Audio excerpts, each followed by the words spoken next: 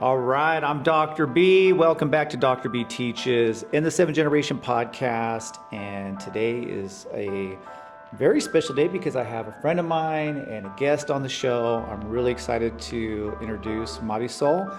Excited to have you on Dr. B Teaches and the 7th Generation podcast. And I know that I threw you for a loop because he didn't know it was being recorded through video, but this will be out on YouTube and, of course, Spotify. All the major podcast platforms will be streaming this.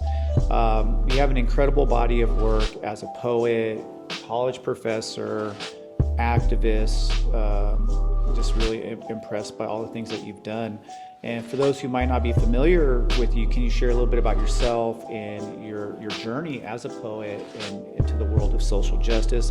FYI, we are recording this episode today at the Social Justice Center here at Fresno City College. So big shout out to those who work at the center, including yourself, and everybody else who's been a part of making this Social Justice Center a possibility here on campus. And just wanted to give a big shout out to them. But yeah, why don't you go ahead and introduce yourself, talk a little bit about how you got here.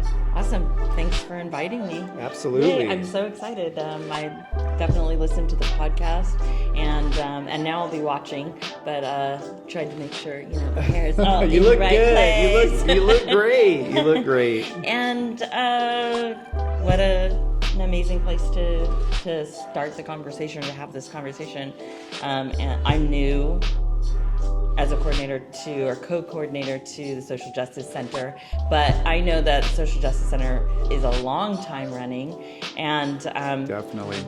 to make something that was only an idea, a dream of faculty and students, a reality, and not just a reality, but I'm sure, I think you've done a few walkthroughs of the Social Justice Center, but this place just brings light and just a lot of really, really good feelings, but also I've had some of the best conversations in here.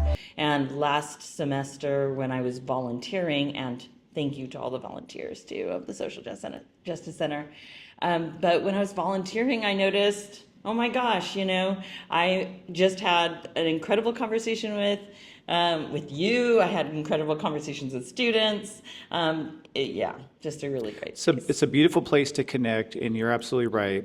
We didn't just arrive here today. This has been years of hard work, and I'm just really excited that you're a part of it as well, and that I've been able to participate in a small way. And I also love just the artwork that we have in the center. And if you haven't had a chance to check out my YouTube channel, I've done other podcasts here, and you can kind of check out the center. But yeah, this is a really great place to dialogue and talk about issues, but not just related to social justice, but just all the different things that are going on. Yeah. And for me, just to kind of get us started off, you asked about poetry. I don't really remember a whole lot of time where I wasn't writing stories or writing poems, mostly poems, but since I was little, when I was really little, my grandfather he read poetry, and he read poetry to me. He worked on it. He Super wasn't cool. I didn't know he that. wasn't a poet, but he wrote about, he translated in Spanish, and he translated poems. And so he would read them to me, and he was the kind of person that talks to children like they're adults, that doesn't happen very often, but he did that with me. He'd sit me down and read a poem and then ask me to talk about it, explain it, and I think that's where I got my start. And then he would write down little funny sayings or little poems that I would write, that I would speak, because I don't even think I was able to write at the time. What an inspiration. Really, that's pretty incredible. So it's very incredible. Very, very, very lucky to have somebody in my life that was like that. And so after that, I used poetry. I really used it as a cathartic act for a long time. That's how I dealt with emotions. I know there's there's a time to have serious study and learn about poetry. And that came a little later, but before I did what most, I think, young poets do, and that is I used poetry to like get all of my ideas out, but also to get a lot of my emotions out. That's how I dealt with things, and then I kind of fostered it. I never really was without it. It's amazing. And yeah, so it's. I love that story. That's really incredible. That's an incredible way to get started on just literature. Just having a family member inspire you. That's really beautiful. As far as social justice is concerned, what kind of brought you, to the point in time where not only are you a college professor, but now you're working here at the Social Justice Center? Right. I think that is a different story, but I think it's connected to poetry. I think one of the people that brought me into the center and talked to me a lot about the center was Lee Herrick, and invited me to come and check the center out when we opened up last semester. And I came to the opening, and just like pretty much everybody else, I just thought that the space really felt really wonderful, and I wanted to be a part of it. So I volunteered my time to be at the center. But then this semester, I kind of talked to Lee a little bit more, and I'm doing co-coordinating for it. But social justice in general, I think it goes hand in hand with writing. It goes hand in hand with being an academic. Sometimes it's easy to kind of, look the other way and not pay attention to issues that are important. But the more you read about the world, the more you write about the world, and the more you talk to other people, the more you realize how important all of those discussions are, and that social justice pops up. And I think this is really wonderful about social justice is those issues pop up in all manner of different realms, all different manners. Absolutely. Like you could be doing crafting with your friends and take on some social justice issue or talk about it while you're crafting. You could be teaching a class on, I'm teaching folklore right now, but you could be teaching a class on folklore, and the issues of the time, the history, and the current situation consistently forces that conversation. And if you're not having that conversation, a lot of times it's easy to look away from it for a little while, but right now I don't think it's possible to do that. And so what better way to get a little bit more tangibly involved than to volunteer my time, be here, butt in the seat, and hey, I'm willing to help and do what I can, because I don't always feel like I have the option to do that.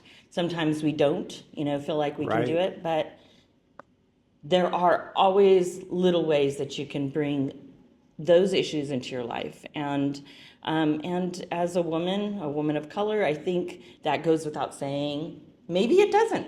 I think that that's a social justice issue, but I feel like it goes without saying that you have to, a lot of times, fight for your voice within other voices, and to acknowledge other voices. And that's what social justice, to me, that's what social justice is. Mm-hmm. I am not a political science or a social sciences. Well, there's a lot of what you're saying that resonates with me, and it beautifully stated as well. I love your view of social justice in that way. You were named Fresno's first Chicana Latinx Poet Laureate in 2019. What did that moment mean to you, and how did you approach the responsibility that came with it? It was a big responsibility. It's 2 years of being an ambassador for writing in a hot spot, a really important place for writing, especially poetry. So it's a lot of responsibility. It was really exciting. My book, Tremor, had just come out, and so it was a really nice way to bring the poetry that I had been working on for years and years in my life and have another audience to speak about poetry too, but also to speak about my poetry. It opens up lots of different avenues for collaboration with other poets and artists.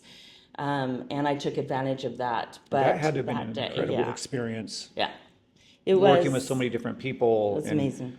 yeah, Yeah. wow, It that's was amazing. during the pandemic.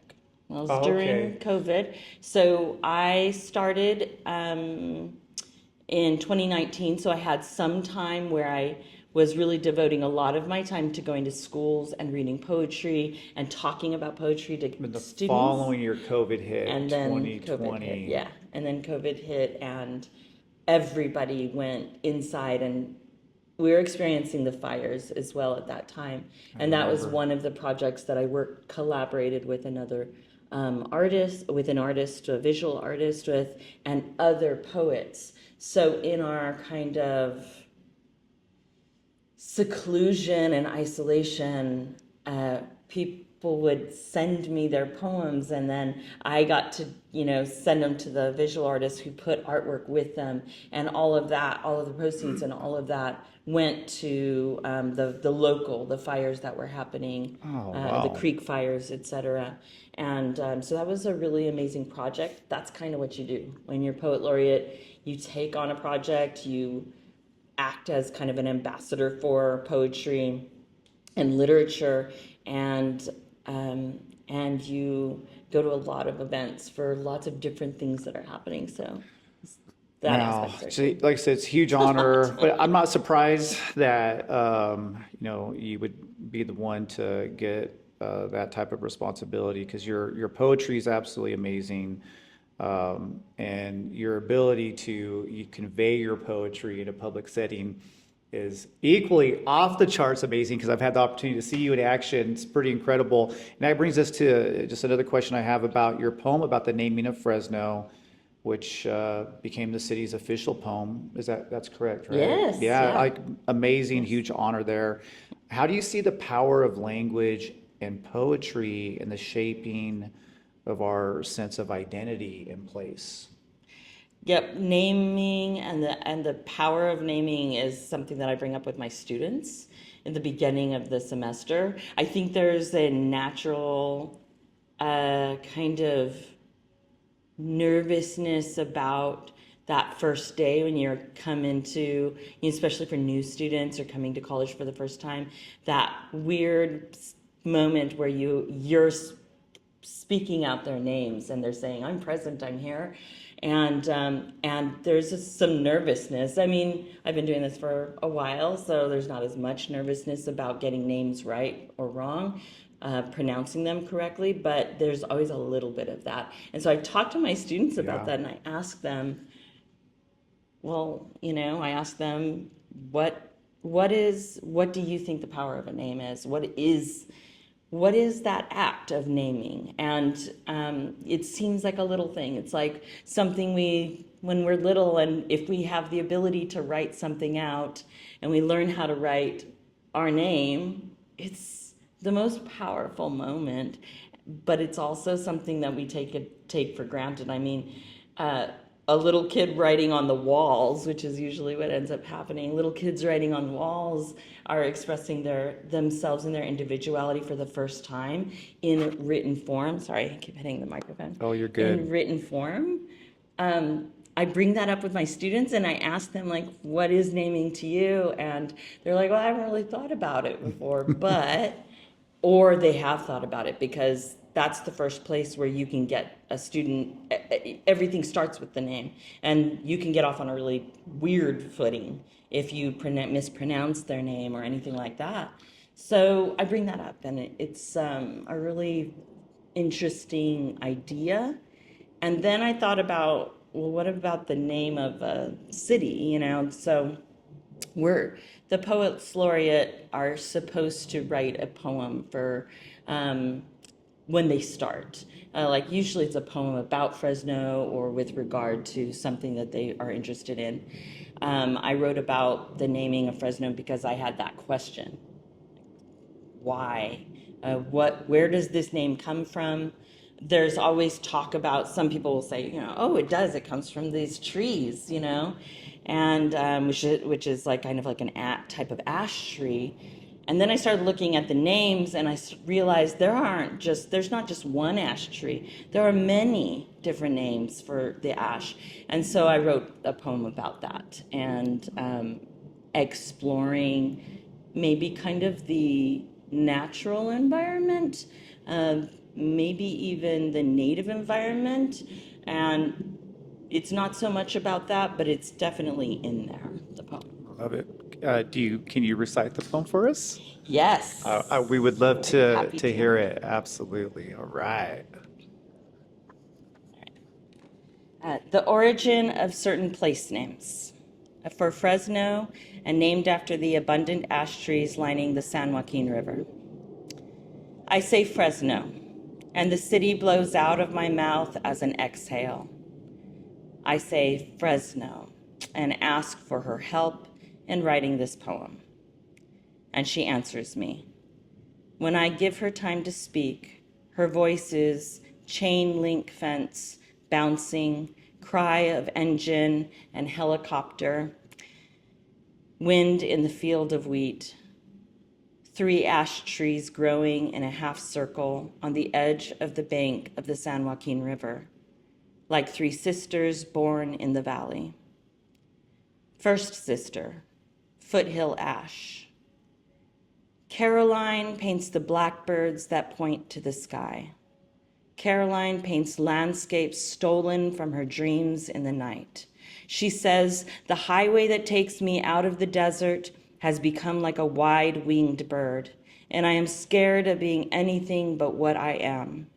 And the fields are forever drinking water that sprays from sprinkler pumps. This valley, what does it really look like? The hands of my mother as she combs through my black hair. Second sister, California ash. Gao turns the light on to finish her reading. Gao's hands draw a song sparrow in between the lines she is reading. She thinks, I've spent my life searching for a way to say your name. The intensity of fog in the winter, the grapevines in the early dark, distances shrouded in shapes so familiar they look like foothills smoking. The long-legged man running past on my side. I look for him as I drive. I will eat the grapes, skins and all. Third sister, 2-petal ash. Ome taps her foot and presses record. Ome's feet are clay-colored sparrows. Their wings beat to the sound of their hearts. She says, I am going to dance. I am going to dance. I have fallen in love in an almond orchard. I am going to dance. Fresno is 3 voices and many. It is the kind of city that walks with you, takes a short ride to the store with you, stays later at your place than expected, dances with its slow poem arms at your house party, eats tacos al pastor in a booth with you, gets lost in a suburban neighborhood near Sunnyside with you. It may call you in the evening to tell you to walk outside and look at the moon. A moon that somehow seems like a Fresno moon, low-hanging, orange in the trees, like a barn owl's heart-shaped face looking down from above. Amazing. I love it. I love it. Yay. And so this is the official poem of Fresno? Yes, yeah. Man, wow. Yeah, they printed it up and put it in a beautiful frame, and it's somewhere in that really weird alien-like building that is City Hall. Which is perfect for Fresno. Yes, absolutely. So when you had the opportunity to read that, what's been the response of people from this area? Oh, many different types of responses, but all positive.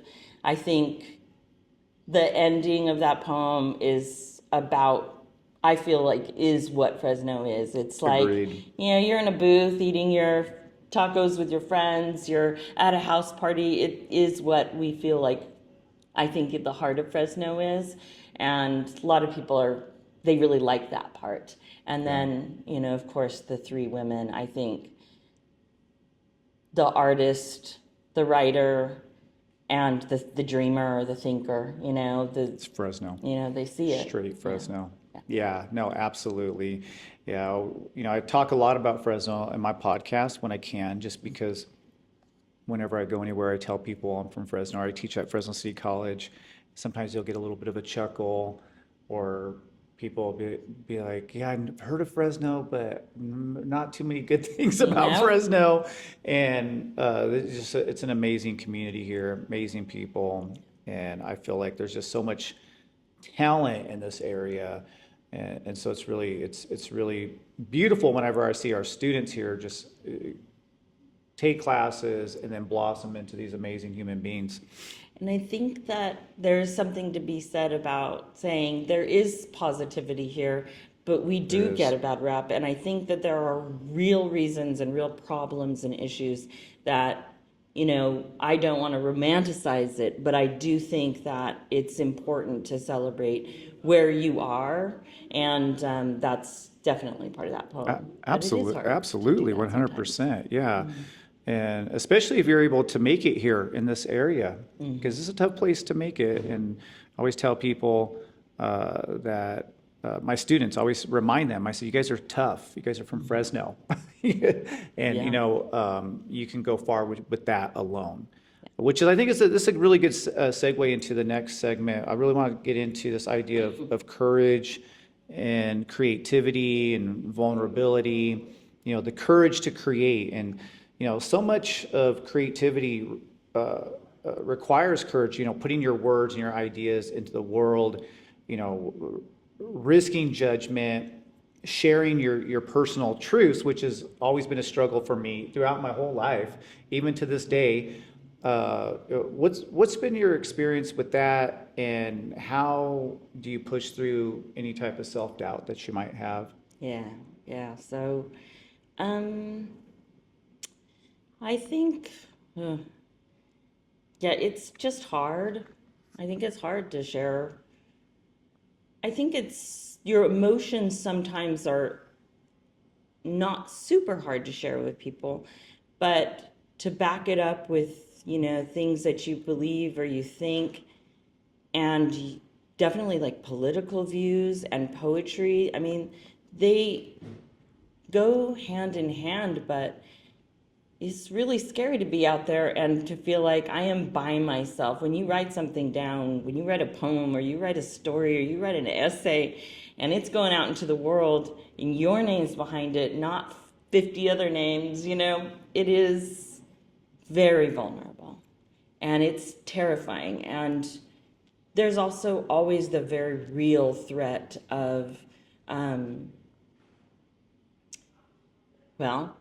being ostracized, the threat of violence, the threat of all sorts of different things that could happen to you is terrifying.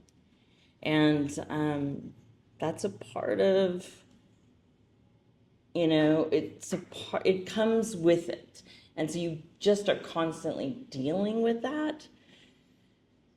You know, at first it's the emotions, like, oh, everybody's going to know how I feel, that I feel sad all the time, or I feel this way all the time. And then I think the scary thing is they're going to know how I feel about this specific thing. And I think that's where you do need courage. You need to build up courage and you need to build up some strength. And I think having good people in your corner and checking in on the people that you care about is a part of that.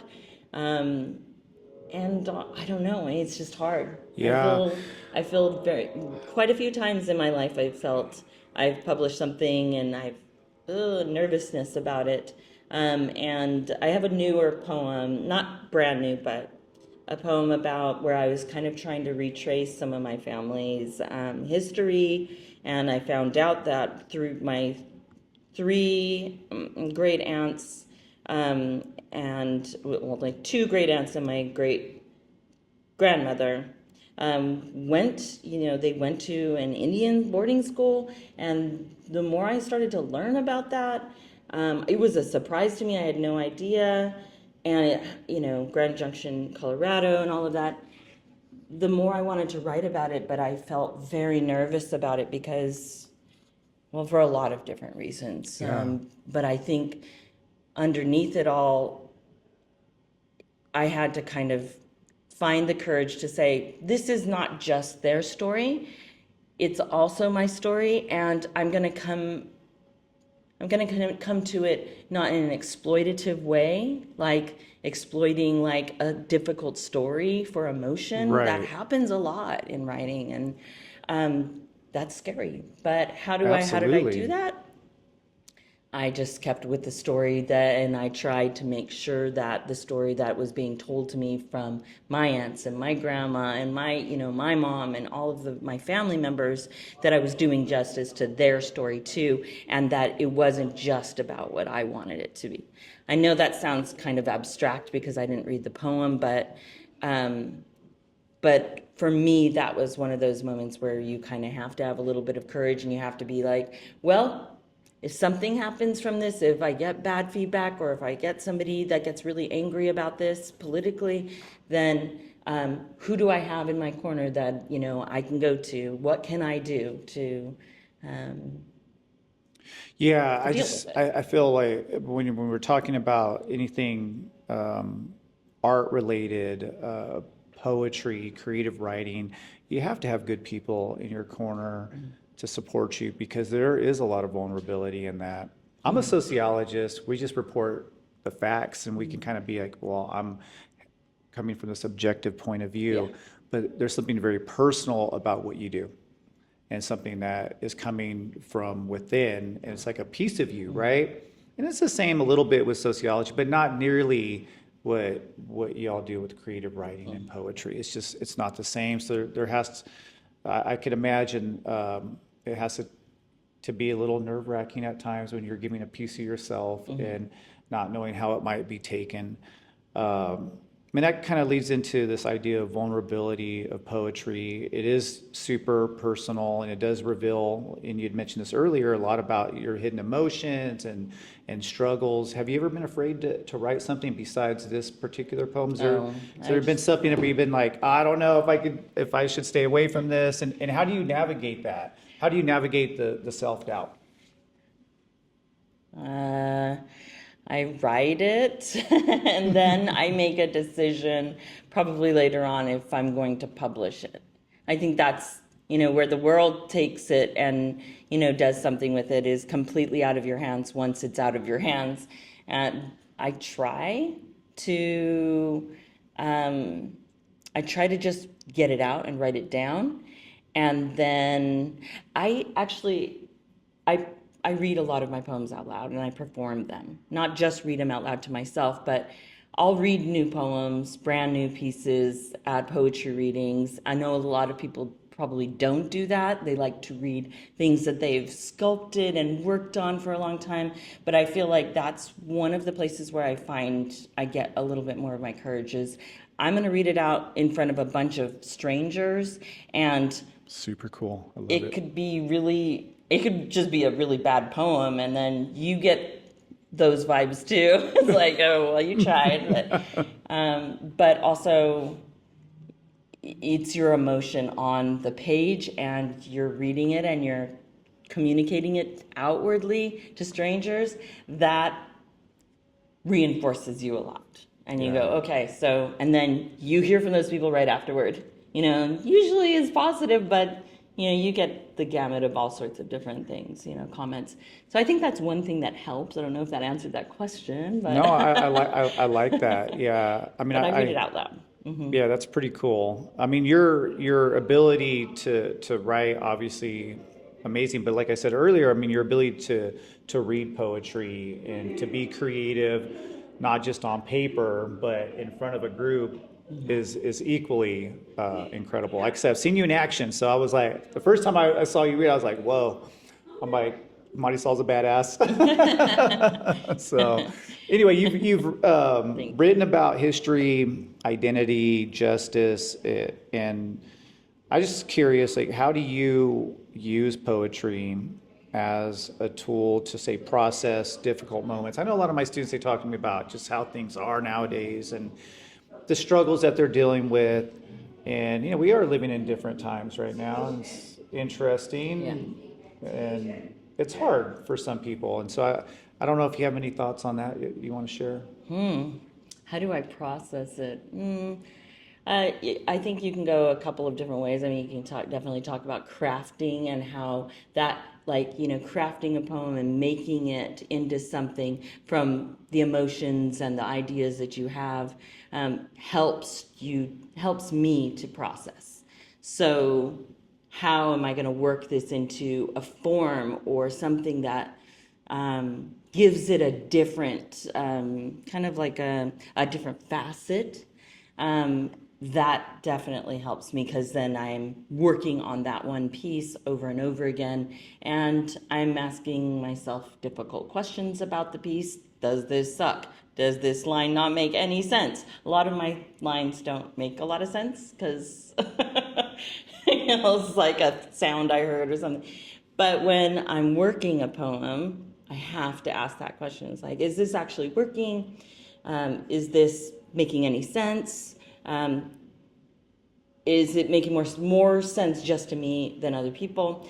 And through that, I think I work through some emotional stuff. I brought up that other poem about my great aunties, and that poem, the way it started, was completely different from what it looked like and felt like at the end, because I added spaces, and there were little songs and little moments that I added to the poem while I was reworking it. And that was part of, that's a really great question, but that's how I was able to kind of move my emotions to the side and look at it as a piece of work, like a piece of artwork. And you read, like I read other poets, so I see what they're doing, and that's exciting, so I want to bring that in. And that helps me process too, is I'm alone in writing this one poem, but I'm not alone in that, there are many other people that are sitting down at their, laptops or on their paper going through some similar stuff. Absolutely. So let's kind of shift to mentorship and community activism. You're a college professor, you've been teaching for several years now, and I'm just curious, as a mentor, I mean, you shape the next generation of writers and thinkers.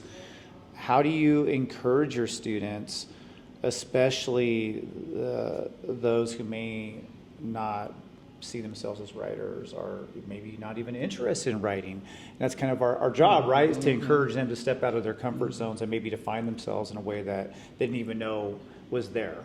Yeah. So how do you do that?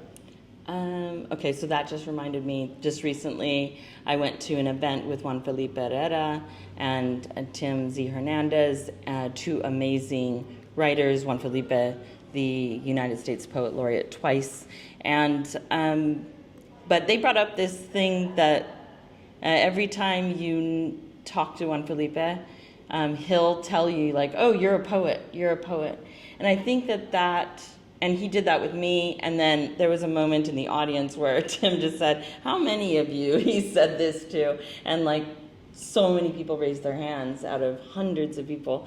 And it made me think of that example.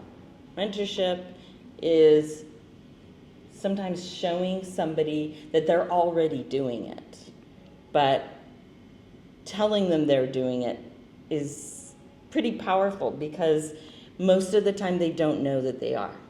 You're sharing yourself. You're doing something really amazing in this essay. Maybe the essay's not quite there yet in, the grammar or the form, the structure of it, but dang, you put yourself out there.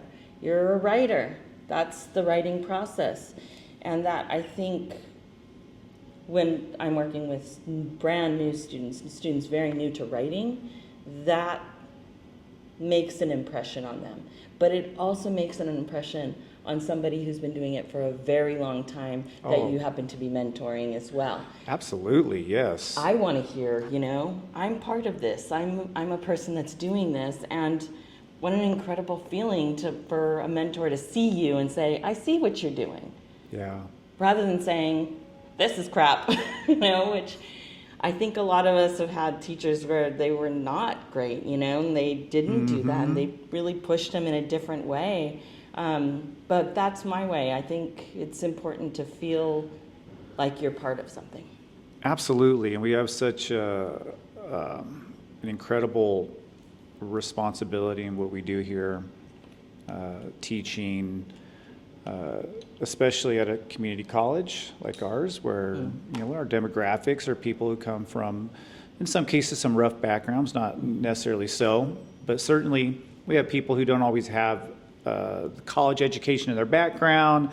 Myself, I was a first-generation college student, and I was inspired by some of the greatest professors, and I was also let down by plenty of them as well. And I'm just so thankful, and I remind myself of this every day when I walk into the classroom. Every day, just telling myself like the responsibility, just how important it is to try to give your best, because I felt like that was given to me. And that's why I'm here today, because those amazing mentors. Maybe you can kind of add on to that and just, just share your thoughts a little bit about the responsibility that we have as college professors. Yeah. Well, I guess I would say like you were a mentor to me. A mentorship doesn't always mean this long, like checking in every single, week or whatever, but bringing me in on a program a long time ago. I'm always apprehensive at the get-go of doing pretty much anything. I mean, poetry, I've been doing it a long time, but most things that I get invested in, I put everything that I can into it, and I'm very insecure. And I remember, probably 8 years ago, sitting in your office and talking to you, and you saying, you can do this. This is something that I think you'd be really good at. Yeah. And well, I knew that's one thing. Yeah, no, So and we need that throughout. Very helpful. Yeah, we all need that. I mean, gosh, even I still get that today from people who inspire me, and people that I look up to. But I always looked up to you, just so you know, and that's why I wanted you to be a part of the RAIN program, because I was like, if there's somebody I know who can do this, is going to do it well, and can pivot if they need to pivot in some way, it was you. And so I'm just really glad that you've been able to participate in RAIN, and the students that come from an indigenous background, as well as have had a rough go of it in American society. And I think that's kind of a theme just here around the college anyway. All of our students have been kind of beaten up by the American system, if that's such a thing. Do you feel that way? Absolutely. Yeah. And I mean, I'm saying, mentorship is this thing, it's wonderful. But sometimes it's also just being there for a student who, and that's, most of our work is dealing with and working with stories and people that are just having a hard time. They're having a really hard time of it. And they think, oh, this is not for me. And if you can kind of like get in there and like, pull it out and say, okay, this is possible, it's possible. It doesn't always work, and failure is a part of it. Mentorship, that's right, is about teaching that failure is a part of it too. So, and I don't want to fail the people that I try to help, but it happens sometimes. But yeah, I mean, and we're up against, it's not an easy place to be. It's a huge school. It's a huge population, and our students are coming from everywhere. So yeah, just reworking it every single time.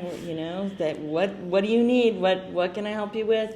And is it possible? Absolutely, it's possible. But we've got to take care of some of these major obstacles or roadblocks that, like you're sleeping in your car. That's not helping you to get, like the things that you need and your work done and, your life. It's hard.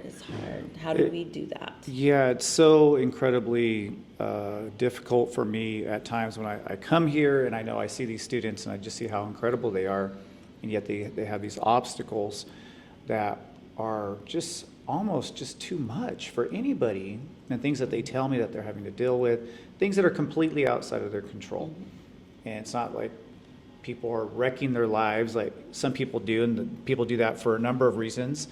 But some of these folks are just a consequence of what community they were born into, and it's a little frustrating, but it also makes the work incredibly important, which is why I do love teaching here. And I'm glad you said this about this college, because it's a community college, but it's massive. They're huge. Like 30,000 students or something huge. like that. Yeah. And we have a great chance to impact so many people's lives, and that's really what keeps me going amid all the political changes in the world, is really just thinking about the work that we do. And I know you've impacted not just your students, but also your colleagues as well, and the people around you, which is incredibly important. So I'm really just curious to learn more a little bit about the people who've mentored you. I know that you mentioned Juan Felipe Herrera. He's mentored probably thousands of people. Yes, He's even impacted my life. I don't even know him very well. I met him as a student, and he inspired me way back then, and I've always just been so mesmerized by him. Yeah. He's just such an incredible person. But is there, besides Juan Felipe, is there any other people you want to mention? There's so many. I think it just like you become like a hoarder of mentorship as you move through, maybe because of the obstacles that we face. The first time somebody really helps you, you kind of like, more of that, more of that. Yes, absolutely. From, I got to say one of my first poetry teachers, but is Carmen Tafoya, a poet, the Poet Laureate of Texas. I lived with her when I was 18, when I was kind of going through a rough patch, and I went and lived with her, and I was, did like all sorts of different things for her. I worked for her, and I lived with her. I lived with the family, and they were kind of family friends-ish.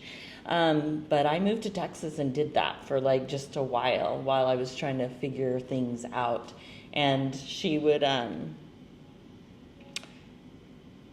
wake up late at night and go to my little desk. I had this little desk in a little room in one of the rooms of the house. And she would go to my desk and she would write down and write notes for my poems without me knowing it. Kind of like that nursery, the folks story about the little elves that fix your shoes. She would like do line edits late at night, and I'd wake up and there'd be a line edit. And she was probably one of my very first very important mentors.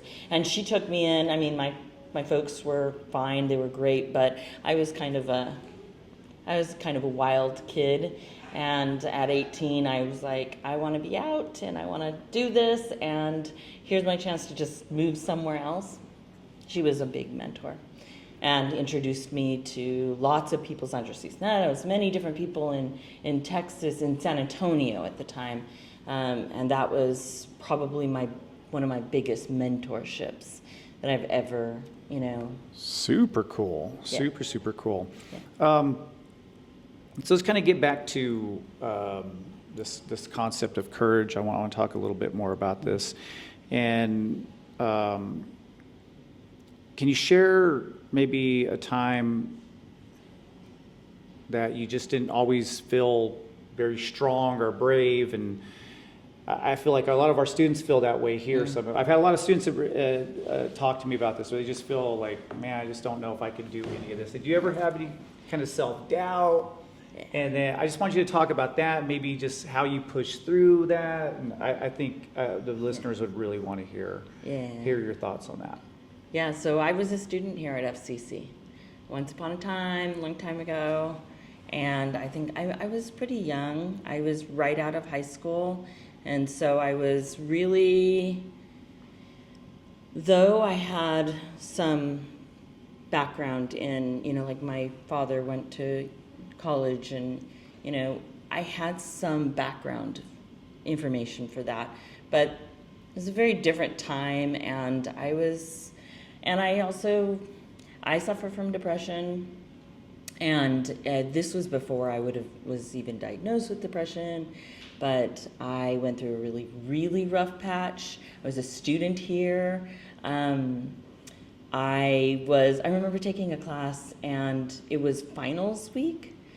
No, it wasn't finals. It was midterms, and I was supposed to take a midterm, but instead I was feeling just as crappy as you can feel at certain times when you deal with that.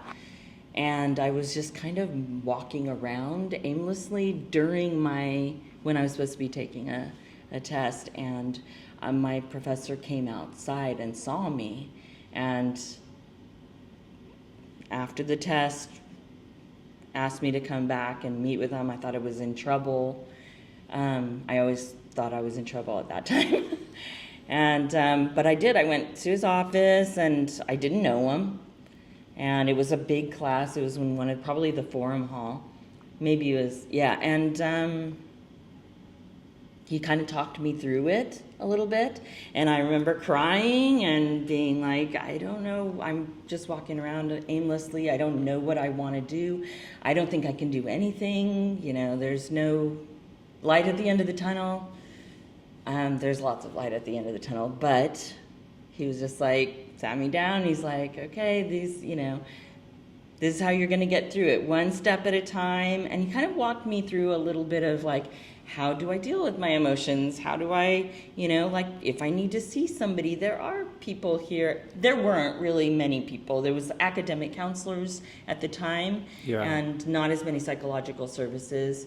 But just him giving me a little bit of that positive, like an affirmation kind of, I don't know if affirmation is the right word for it, but, and kind of just saying, there are steps you can go through. You can do some things to make yourself feel a little bit better. I get that every day, almost every day during midterms now that I'm, I don't know how many years later, and I always think back to him and just, he didn't know me. I was a student that probably showed up, missed a lot of classes. I wasn't doing well. And I was suffering, and he saw me suffering, and so it was pretty important. So it happens, we go through those things, and maybe it's not depression, maybe it's anxiety, maybe it's something else, maybe it's fear, but we go through those things. Your instructors or your professors go through those things too, and have, you don't always catch it, but when you do, it can be life-changing. It was really helpful. I was able to get out of that. It's a great reminder to all educators. If you're an educator and you're listening to this, this is something that you have to take to heart, because you just don't know how one interaction can just completely, not just change somebody's day, but can change somebody's life. I believe that, because I have similar stories to that you just shared with me. And it's not about necessarily passing that course or doing something like that. Exactly. My students are always nervous about that, and it's understandable. I was nervous about that, but it was something else, Yeah, and I think that's important, because we really push that, like, you've got to get this done, you got to get this done, you got to get this done, and too bad if you feel horrible. Yeah, I refuse to burst anybody's bubble. I refuse to be that person. If I ever do anything along those lines, I always make sure that I do my best to rectify that. We're all human beings. Sometimes we say things that maybe we look back on, I was like, oh, that could be taken the wrong way. But I try to be very, very careful, just because I was the student that you talked about right now. I was that student at one time. I had those moments. And like I said, we have this amazing opportunity. If you're an educator, the opportunity that you have to take it seriously, because it's such a monumental responsibility. We're going to kind of, and those things don't really, doesn't mean that you're not going to deal with hard times almost to that severity another time in your life. That's important to recognize too, but you will get through it. That's right. If you search it out. Yeah. Yeah, no, and I think there's a lot of people, educators look at it, well, I'm only going to spend time with the people who are doing the work, or they're on top of things. And I've had students that have come through my classes that did not do well, but I always tried my best to encourage them and give them whatever it is that I could give them to let them know you belong here. Maybe you don't feel like you belong here right now. Maybe this isn't the time for you, but when you're ready, you belong here. And I've had students come back and see me and end up doing so well, so amazing. It just maybe wasn't their time. Yeah. But I'm not going to be that person to drive those individuals away, because I almost had that done to me. There were times where I was made to feel by somebody, without them probably even knowing it, that I just didn't belong on whatever campus I was on at the time. And I just think as educators, this responsibility is just so incredible. And we can do a lot of good, and we could also do some harm as well if we're not careful with the things that we say. So it's all right that we hold our students accountable. I never lower my standards for anybody, but at the same time, I'm not going to burst anyone's bubble. That's just not, I don't think that's something that any of us should be doing. I kind of want to sum this up here. There's some questions I have for you that I've been really waiting to ask. And so for those who are really interested in doing what you do, okay, and might feel a little intimidated, but they want to become writers, they want to become poets, and they want to possibly get a job teaching. Like, what's the best advice that you give somebody along those lines? Well, what I usually tell people when they ask that question, like at a book reading or, some event, I usually say, because the worry is, I want to do this thing, but I'm not going to have a life. I'm not going to have any money. I'm not going to be able to feed myself or my family or whatever. And so I usually will say, you do what you love to do, and you will find a way through that. And I love that. That's going to happen. The money or the maybe not fame, but the accolades or whatever you want. A little bit of notoriety that comes with all of that stuff. It'll happen. It follows. Just like energy follows when you feel like you're ready for something, that energy kind of like compounds, and it's big, and it will help.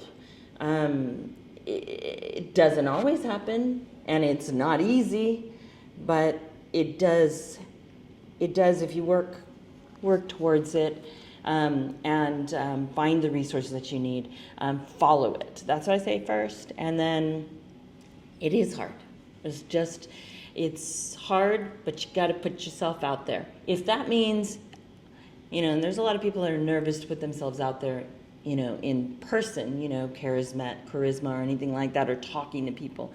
But if you're writing, send your work out. Ask people to read it. Talk about your work. Talk about who you are.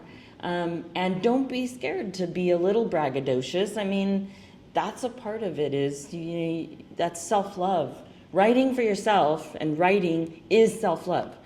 If you didn't care what you thought or what you had to say, mattered, you wouldn't write it at all, even if you're reading it for yourself. That's interesting.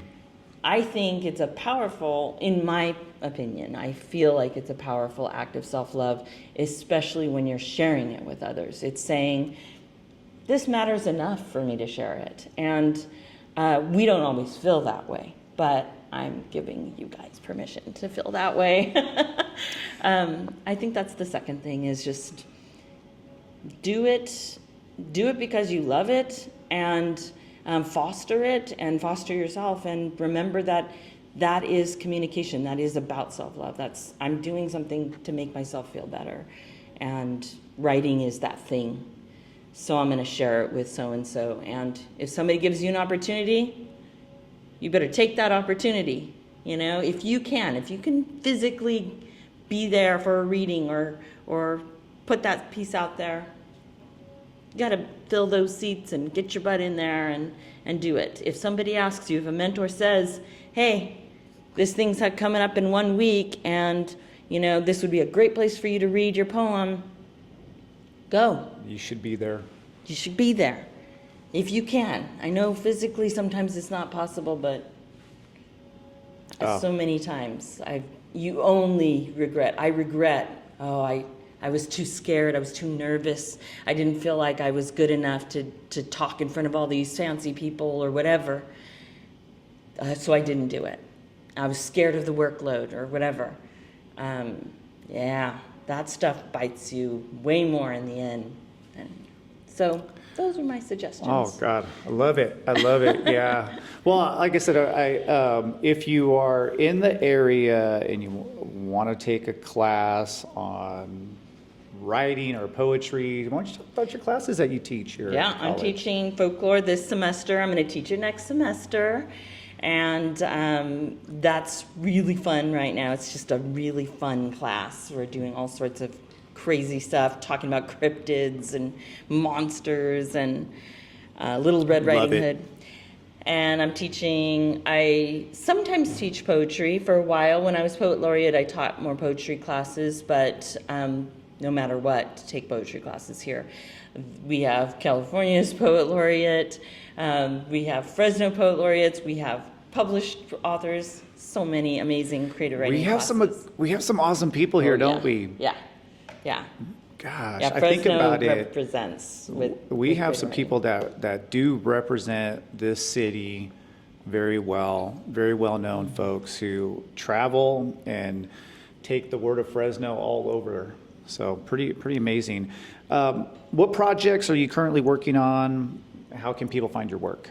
My first book, Tremor, is through 3 Mile Harbor Press.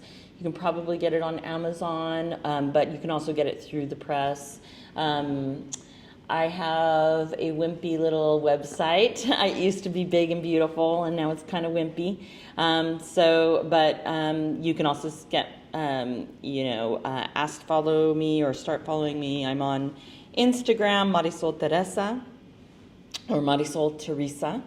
But those are the places online where I am, and I'm usually running around like a chicken with my head cut off on FCC's campus, that's where you probably will see me, or at some event, in the community.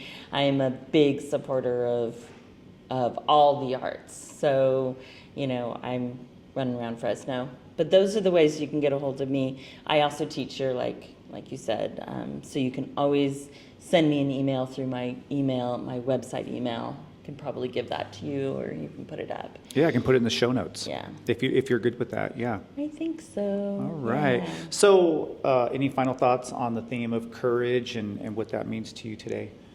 Well, I was nervous to come and speak today, but I found the courage to do it. You've podcasted before?